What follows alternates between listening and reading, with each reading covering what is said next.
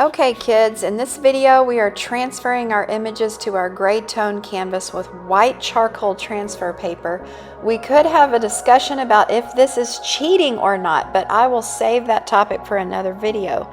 This is my Art 2 with my 8th graders, and we spent quite a bit of time drawing last year. In order to have time to get to painting techniques, we are choosing to trace our images onto the canvas.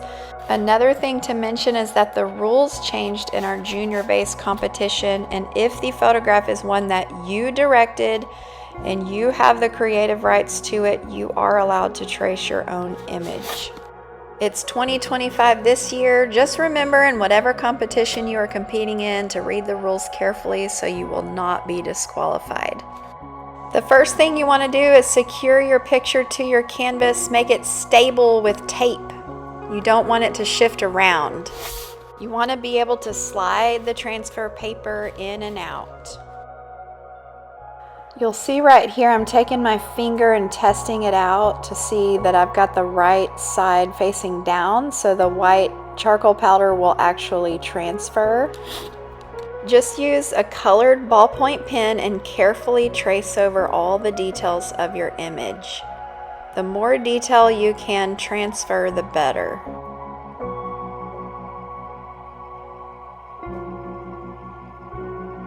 Shortly after you start tracing, lift up your photo to make sure you have the transfer paper turned the right way, that you are actually transferring the lines. I've had several kids who have had it the wrong way and they traced the whole thing and then realized that it was turned the wrong way, and all of the transfer lines went to the back of the picture and not the canvas.